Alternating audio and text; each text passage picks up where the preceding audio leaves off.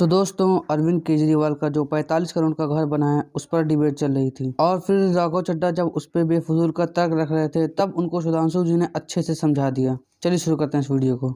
राघव चड्ढा जी, मेरा सवाल ये नहीं है कि क्या मुख्यमंत्री का आवास कोई झोपड़ी जैसा होना चाहिए या उसकी छत टपकनी चाहिए, ये कतई हमारा इरादा नहीं है।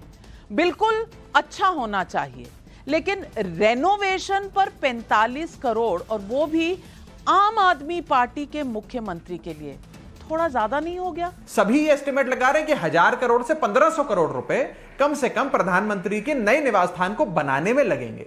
अगर प्रधानमंत्री के निवास स्थान के लिए 1500 करोड़ रुपए खर्च हो सकते हैं तो एक किसी भी राज्य के मुख्यमंत्री के लिए कम से कम उसकी 15वां हिस्सा, 20वां हिस्सा, 25वां हिस्सा तो खर्च हो सकता है। अच्छा, बोलने दे। और अगर खर्चे की बात करनी है तो माननीय प्रधानमंत्री जी के एक आईआईटी के इवेंट पे कर्नाटका में इसी महीने 10 करोड़ रुपए खर्चे करेगा 1 घंटे के इवेंट के लिए। इसके बारे में भी सुधांशु जी जवाब दें। प्रधानमंत्री जी के लिए नया जहाज 8400 करोड़ रुपए का खर्च करके खरीदा गया, इस पर भी सुधांशु जी जवाब दें। सजाने के काम पे 15 करोड़ रुपए इन नए वाले उपराज्यपाल ने खर्च कर दिए, इस पर भी सुधांशु जी जवाब दें। चुप रहे, देता हूं या तू तैयार है? अभी चप्पल उतार के तेरे को 20 लाख देते हैं। ये वो पार्टी है जिसने अपनी स्थापना के चंद हफ्तों के अंदर राज करने का मौका पाया था कांग्रेस के सपोर्ट से। इतनी जल्दी गवर्नमेंट में आने का मौका किसी को नहीं मिला।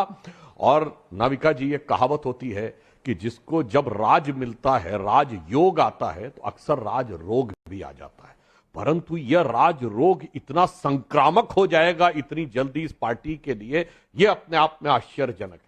अब ये उस श्रेणी में आ गए जैसे मायावती जी का मकान की चर्चाएं होती थी, दक्षिण भारत के नेताओं के मकान की चर्चाएं होती थी। याद करिए, बिहार में एक आलीशान बंगला था जिसके ऊपर जब छापा पड़ा तो कोई क्लेमेंट ही नहीं निकला उसका, जिसके बारे में ऐसी अवधारणा थी कि वो लालू प्रसाद यादव जी के परिवार का रहा होगा, क्योंकि उसका कोई ओनर निकला ही नहीं।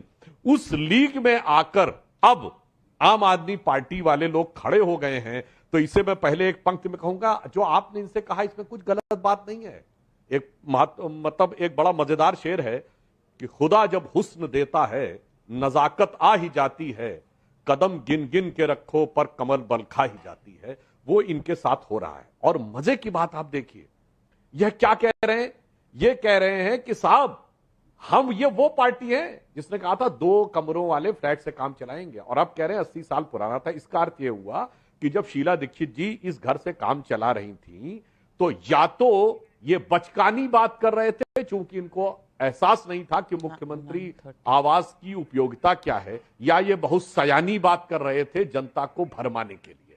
अब प्रदेश की जनता को बहुत अच्छी तरह समझ में आ गया। और हकीकत ये होती है कि ये तो बहुत ही मजेदार, इन्होंने तो अपने गुरु अन्ना जी को समझा दिया था। याद करिए, वो वैगन आर गायब हो गई, याद करिए वो टोपी गायब हो गई, मुझे चाहिए जन लोकपाल, याद करिए मफलर भी गायब हो गया, और याद करिए जो कहते थे कि हम सरकारी गाड़ी नहीं लेंगे, राघव जी से पूछिए, इनके मुख्यमंत्री 3 दर्जन गाड़ियों के लश्कर जर्रार में चलते हैं। 3 दर्जन गाड़ियों के, जो बादल साहब और कैप्टन साहब दोनों से ज्यादा है। मैं ये नहीं कह रहा हूं, सुरक्षा की जरूरत होती है, बिल्कुल होना चाहिए।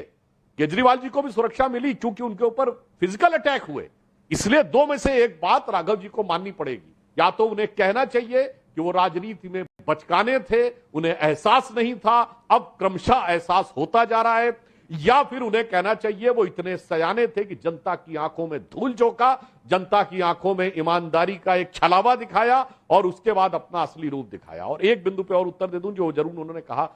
सुनिए मान्यवर, एक ऐसा राज्य जो पूर्ण राज्य भी नहीं है, उसके मुख्यमंत्री आवास की आप तुलना प्रधानमंत्री आवास से कर रहे हैं। प्रधानमंत्री आवास में एक बहुत बड़ा फैक्टर सिक्योरिटी होता है। प्रधानमंत्री को एसपीजी कवर होता है। मान्यवर, प्रधानमंत्री आवास में यह भी व्यवस्था की जाती है कि कोई एयर से भी अटैक नहीं हो सके। इसलिए अगर मिसाइल से भी अटैक होता है, इवन न्यूक्लियर अटैक भी होता, उसकी क्या आप तुलना कर रहे हैं भाई?